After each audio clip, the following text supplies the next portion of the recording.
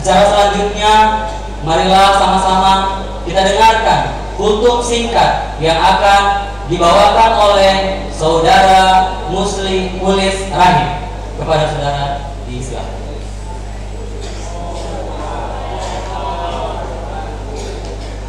Bismillahirrahmanirrahim. Assalamualaikum warahmatullahi wabarakatuh.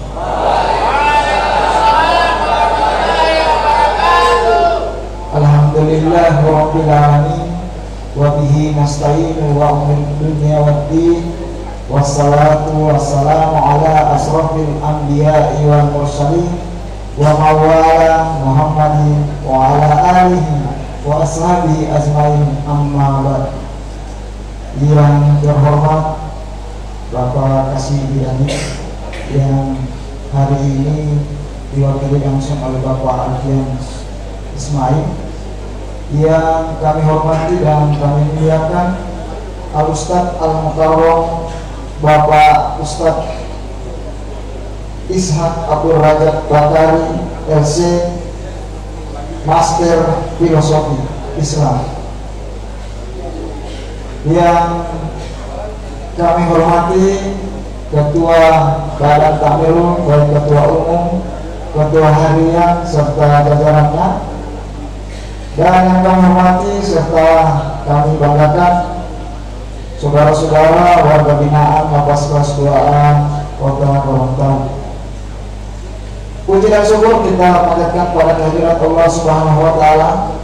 Dengan izin dan kuasa-Nya lah kita masih diberikan nikmat kesehatan, nikmat kekuatan, nikmat kesempatan untuk bisa berkumpul bersama di dalam kegiatan ceramah agama yang sudah sering kita laksanakan.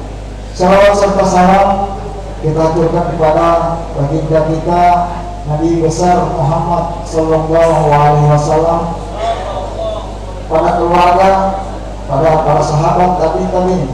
Semoga curahan rahmat akan sampai pada kita sekalian. Amin. Hadirin yang dirahmati Allah Subhanahu wa Ta'ala, izinkan saya menyampaikan sekelumit kultum dengan judul doa bahagia dunia dan akhirat. Jadi mungkin hadirin yang dirahmati Allah Subhanahu wa Ta'ala, doa ini tidak asing di telinga kita sekalian, sering kita dengarkan di saat kita sholat ataupun pada kegiatan-kegiatan ceramah agama ataupun kegiatan di rumah. Kemudian doa ini terkandung di dalam surat Al-Baqarah ayat 201 yang bunyinya Rabbana atina fid dunya hasanah wa fil akhirati hasanah wa qina adzabannar, yang artinya, ya Tuhan kami, berikan akan kebahagiaan dunia dan kebahagiaan akhirat, serta lindungilah kami dari azab neraka. Doa ini juga sempat dipiralkan oleh salah satu wali, kemudian sempat menjadi viral juga di sinetron. Dan liriknya mungkin kita tahu bersama, ya. Liriknya seperti ini: si Udin datang kepadaku waktu itu malam pukul 7. Dia bertanya doa bahagia, ku jawab inilah doanya. Rabbana atina fid dunya hasanah wa fil akhirati hasanah wa qina adzabannar. Jadi hadirin yang Allah Subhanahu wa Ta'ala, doa ini mungkin hanya sedikit tapi sangat bermakna untuk kita sekalian. Jadi maknanya di sini yaitu doa ini kita selalu panjatkan untuk kebahagiaan dunia, yaitu untuk dimudahkan rezekinya halal, kemudian bahagia bersama keluarga, bahagia bersama anak-anak, istri, dan lain sebagainya. Begitu juga doa ini kita panjatkan untuk kebahagiaan di akhirat dan memohonkan perlindungan azab neraka. Mungkin hanya 10 menit yang bisa saya sampaikan, lebih dan kurangnya saya mohon maaf. Wabillahi taufiq wal hidayah. Wassalamualaikum warahmatullahi wabarakatuh. Waalaikumsalam warahmatullahi wabarakatuh. Hadirin yang dirahmati Allah Subhanahu wa taala, saatnya kita berada pada inti acara, yaitu ceramah agama yang akan ditausiahkan oleh Al-Ustaz Al-Mukarram Bapak Ishaq Abdul Razak Bakari LC, Magister Filsafat Islam. Kepada Bapak disilakan. Bismillahirrahmanirrahim. Assalamualaikum warahmatullahi wabarakatuh.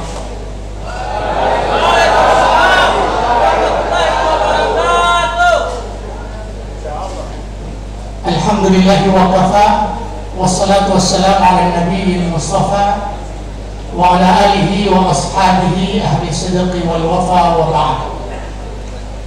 Yang kami hormati Bapak Alfian Ismail Abdullah Ta'ala, Ketua Takmirul Masjid At-Taibah, hadirin yang dirahmati Allah Subhanahu wa taala, selaku hamba Allah Subhanahu wa taala yang dhaif, yang lemah di hadapan kemahakuasaan Allah Subhanahu wa taala, patut bagi kita untuk memuja dan memuji Allah Subhanahu wa taala atas nikmat yang Allah berikan kepada kita semua. Nikmat terutama adalah nikmat iman. Sebab kalau nikmat ini telah hilang dari kita, apapun nikmat yang kita miliki, kalau yang satu ini hilang, maka kita akan bernilai nol di hadapan Allah Subhanahu wa taala. Salawat beserta salam kita haturkan kepada Nabi kita Nabi Muhammad sallallahu alaihi wasallam, kepada para sahabatnya, para keluarganya, para pengikut setia beliau hingga yaumil qiyamah. Hadirin yang dirahmati Allah Subhanahu wa taala, sekarang ini kita berada di bulan Muharram, bulan yang termasuk bulan yang mulia. Biasanya di bulan Muharram, tema-tema yang selalu diangkat adalah tema-tema hijrah. Maka pada kesempatan kali ini saya ingin membahas satu ayat yang ada di dalam surat An-Nisa ayat 100. Ayat yang berbicara tentang sebab turunnya ayat ini, berbicara tentang seseorang yang ingin pindah dari Mekah ke Madinah. Setelah hijrah, kita tahu bersama bagaimana hijratul Rasul. Orang-orang yang memiliki kemampuan untuk hijrah, mereka sudah tidak mampu lagi dengan suasana Mekah, di mana orang-orang yang beriman mendapatkan intimidasi, diteror, bahkan terancam dibunuh. Rasulullah SAW diizinkan oleh Allah Subhanahu wa taala untuk hijrah. Semua hijrah secara sembunyi-sembunyi, kecuali satu orang yang bernama Umar bin Khattab radhiyallahu taala. Dia langsung sampaikan secara terang-terangan kepada penduduk Mekah, barang siapa yang ingin menjadikan istrinya janda dan menjadikan anak-anaknya yatim, cegatlah aku, karena aku mau hijrah. Artinya dia siap bertarung dengan siapapun yang akan menghalangi dia untuk hijrah. Ada sebagian sahabat yang tidak memiliki kemampuan karena sakit, karena sudah lemah, karena orang-orang yang lemah tidak memiliki kekuatan. Mereka berada di Mekah, sementara kaum muslimin sudah pindah ke Madinah. Dia tidak tahan mengingat bagaimana bisa sholat bersama Nabi SAW dan kaum muslimin, sementara dia berada di penjara Mekah. Dia hidup bebas, tapi imannya terpenjara. Kenapa dia tidak memiliki kemampuan untuk melakukan syiar, melakukan ibadah secara terang-terangan? Karena ada sebagian orang meskipun dia hidup bebas, tapi dia terpenjara dengan keimanannya. Salah seorang sahabat itu bernama Dumrah. Dumrah ini sudah tua dan sakit-sakitan, tapi dia sampaikan kepada anak-anaknya, saya ingin hijrah. Anak-anaknya mengatakan bahwa, hai ayahku, sudah saja tinggal saja di Mekah. Kamu memiliki untung, kamu sudah tua. Tapi dia sampaikan, tidak, saya harus keluar dan bertemu dengan Muhammad, dan saya ingin sholat di belakang dia bersama kaum muslimin. Karena kekuatan keimanannya, maka dia berjalan melintasi padang pasir yang tandus dan gersang. Yang kita tahu bersama bahwa perjalanan dari Mekah ke Madinah atau Madinah ke Mekah itu ditempuh selama 8 hari perjalanan, jalan kaki atau naik unta. Dengan melintasi padang pasir, tenaganya, kesehatannya sudah tidak mendukung. Maka di tengah perjalanan dia sudah tidak tahan lagi dengan teriknya matahari di tengah padang pasir. Dia merasa bahwa ajalnya semakin tiba. Dia sudah tidak bisa melanjutkan lagi perjalanan. Maka dia mengangkat tangan kanannya, lalu kemudian digenggamkan di tangan kirinya. Dia mengatakan, wahai Rasulullah, ya Allah, aku tidak bisa berbaiat langsung kepada Rasulullah, maka tangan kananku ini kutempelkan di tangan kiri seakan-akan aku berbaiat dengan Rasulullah. Lalu ajalnya tiba dan dia menghembuskan nafas terakhirnya. Berita ini sampai kepada Nabi Sallallahu Alaihi Wasallam. Lalu turunlah ayat Allah Subhanahu Wa Taala, wa may yuhajir fi sabilillahi yajid fil ardi muragaman katsiratan wa sa'a. Barang siapa yang berhijrah di jalan Allah, maka dia akan mendapatkan jalan keluar yang banyak, wasa'ah, dan Allah berikan rezeki yang luas. Wa may yakhruj min baitihi muhajiran ila Allahi wa rasulihi. Barang siapa yang keluar dari rumahnya hijrah menuju Allah dan Rasulnya, thumma yudrikhul maut, kemudian kematian datang menjemput mereka meskipun mereka belum sampai di tujuan, faqad waqa'a ajruhu 'ala Allah, maka sungguh pahalanya telah sampai kepada Allah meskipun mereka terhalangi, meskipun ajal mereka menjemput di tengah jalan hijrah. Jemaah sekalian yang dirahmati Allah Subhanahu wa Ta'ala, kalau kita bicara tentang hijrah, maka kita akan temukan hijrah itu ada 3 macam. Ada yang disebut dengan hijratul makan. Hijratul makan itu hijrah atau meninggalkan tempat. Dan ini ada 2. Yang pertama, dalam sejarah ada hijrah ke Habasyah, ke Ethiopia sebelum hijrah ke Madinah, lalu kemudian hijrah dari Mekah ke Madinah. Dan ini telah terputus setelah Rasulullah SAW hijrah. Tapi ada yang disebut dengan hijratul makan, hijrah dari satu kondisi dan tempat yang tidak memungkinkan kita menjadi orang baik di dalamnya, lalu kemudian kita tinggalkan tempat itu dan kita pindah di tempat yang memungkinkan kita bisa menjadi orang yang baik. Ini hijrah yang pertama. Karena makna dari hijrah itu adalah meninggalkan. Barangkali biasanya orang itu orang baik, pada dasarnya mereka adalah orang-orang baik, dan saya lihat Masya Allah banyak potensi yang di sini, kelihatan orang-orang baik.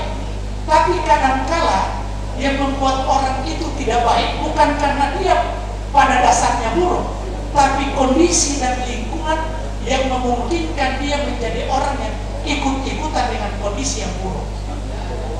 Maka solusinya adalah tinggalkan tempat itu, kemudian kita akan akan pindah di tempat yang mencari suasana baru.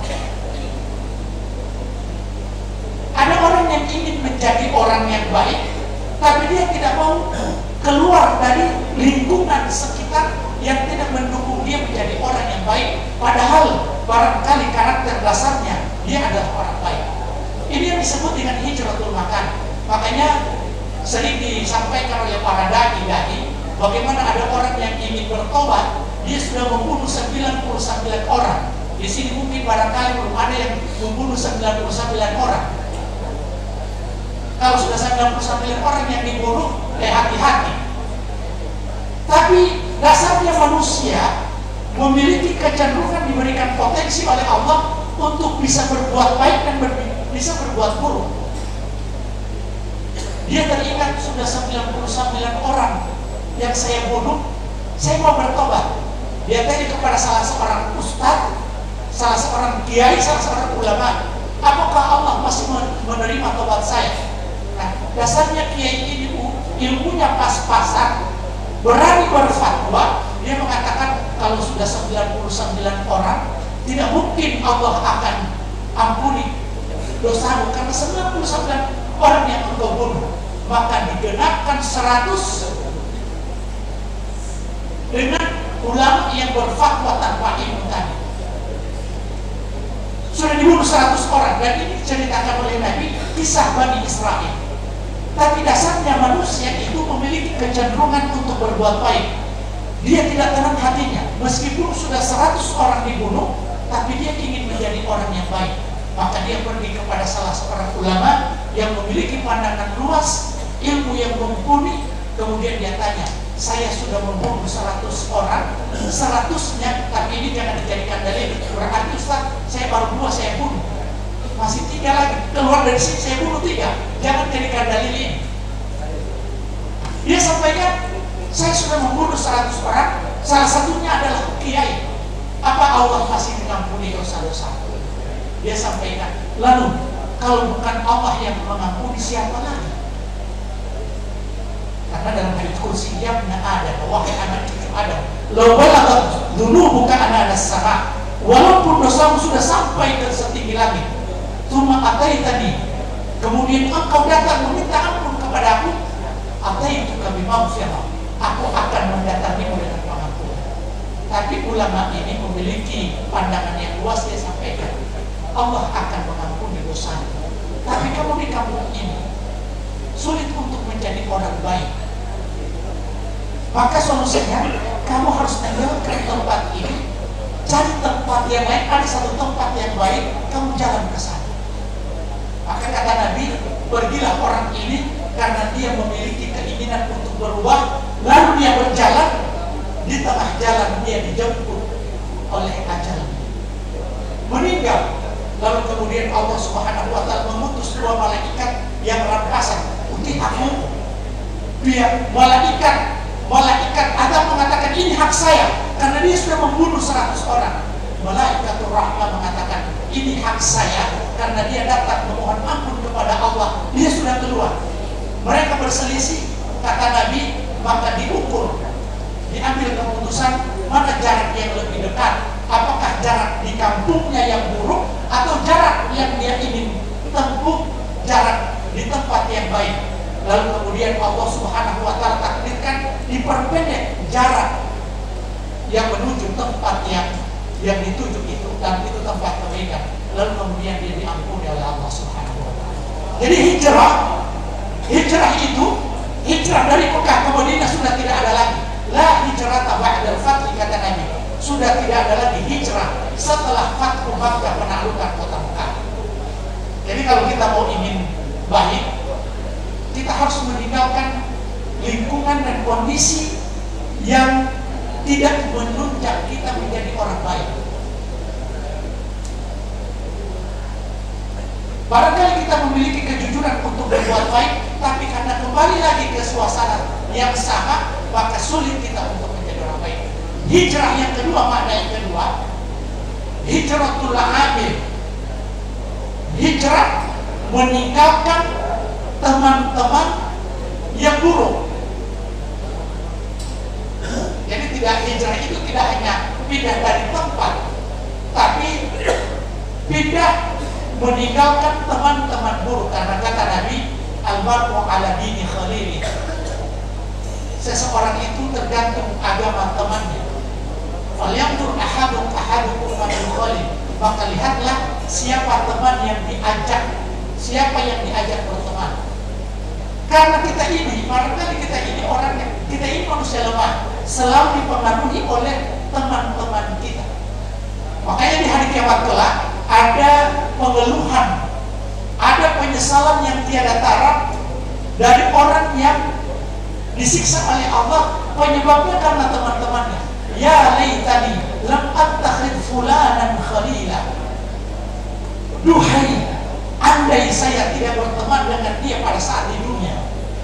Kenapa? Karena dialah yang menjerumuskan. Teman yang baik itu adalah teman yang selalu menasihati. Kalau ada teman-teman yang menasihati kita, jangan dibully, jangan dihindari, atau jangan dibenci. Karena biasanya langsung tingkis mama dede. Kalau orang yang ceramah langsung tingkis mama dede, dibully, dianggap seperti mama dede yang ceramah terus. Kita bersyukur kalau ada teman yang mengingatkan kepada kita. Sebaik-baik teman yang mengingatkan tatkala kita lalai.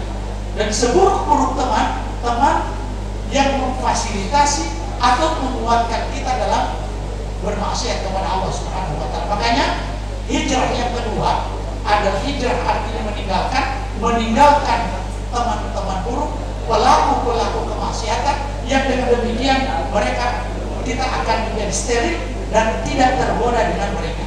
Hijrah yang ketiga, ini yang perlu kita stres. Hijrah yang ketiga yang disebut dengan hijratul amal, meninggalkan amal ataupun perbuatan yang buruk. Dan ini pekerjaan hijrah yang paling berat. Kalau hanya berpindah tempat tanpa ada substansi, maka itu mudah. Kalau hanya sekadar mengganti kostum, itu gampang. Beli songkok langsung pakai sorban begini, itu gampang. Yang paling terpenting kata Nabi, al-muslimu man salimal muslimuna min lisanihi wa yadihi.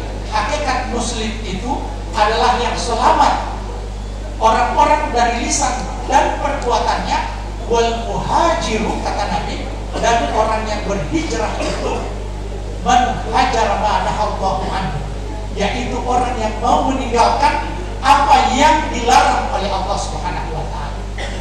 Ini hijrah yang paling berat.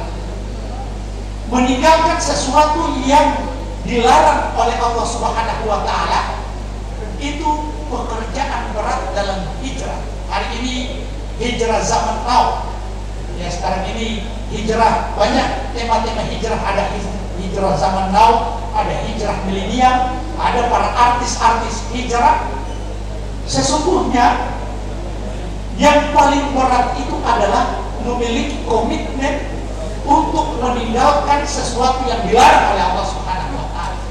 Kalau selama ini kita malas sholat, saatnya kita hijrah. Momentum bulan Muharram ini saatnya kita hijrah, tinggalkan kemalasan sholat, kita berusaha sholat. Karena pada hakikatnya hidup itu cuma menunggu waktu sholat. Dari sholat ya sholat, yang lain ini selingan.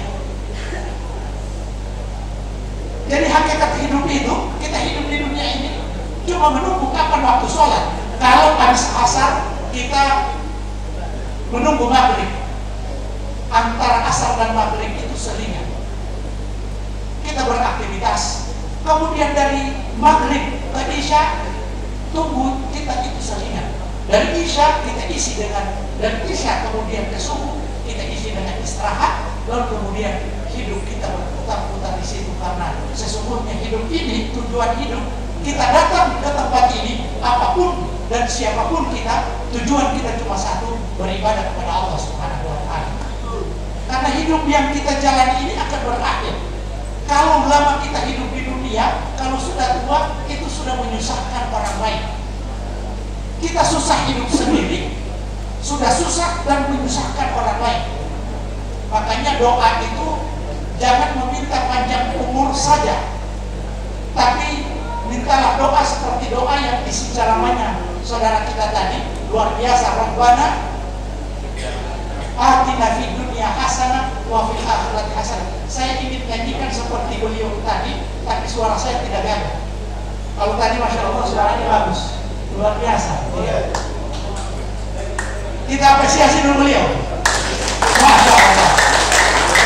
Jadi sesungguhnya kita ini mau hidup berapa lama? Saya ini sekarang 46 tahun. Nanti saja cuma 63 tahun. 63 tahun, 46 cuma tinggal berapa jatah saya hidup di dunia ini. Kalau sudah sampai 70, saya barangkali sudah tidak sehat, sudah susah hidup, susah berjalan, dan menyusahkan orang lain. Dan pasti kehidupan ini akan berakhir. Makanya tujuan kita adalah bahagia di dunia, terlebih lagi bahagia di akhirat. Jadi hijrah itu al-amal. Ini hijrah yang ketiga ini, meninggalkan perbuatan-perbuatan yang buruk, menuju perbuatan-perbuatan yang baik. Dari mungkin selama ini kita sering berbuat kemaksiatan, dan kemaksiatan yang terbesar yang paling pertama adalah hijrah dari kesyirikan. Saya Ustaz seorang muslim, tapi boleh jadi kita terjebak kepada kesyirikan. Ini saya cerita di kampung saya tahu kabilah. Kemudian mungkin ada orang kabilah Wong Ibe di sini. Ada ya? Luar biasa. Jadi hari Jumat ada orang yang datang, Muhimu asubangan. Jadi kumpul sumbangan. Kumpul sumbangan. Kemudian saya tanya untuk apa ini? Pokok alat itu lulumo. Jadi kasih makan setan di pohon besar. Kenapa? Karena sudah banyak orang yang sakit. Setan-setan sudah marah, mau kasih makan. Saya naluri Ustadz itu langsung muncul. Karena biasanya kesalahan dalam akidah itu tidak boleh ditolerir, tidak boleh pakai perasaan. Saya sampaikan syirik itu tipu. Apa jawaban ibu? Olah mau ikhlasi.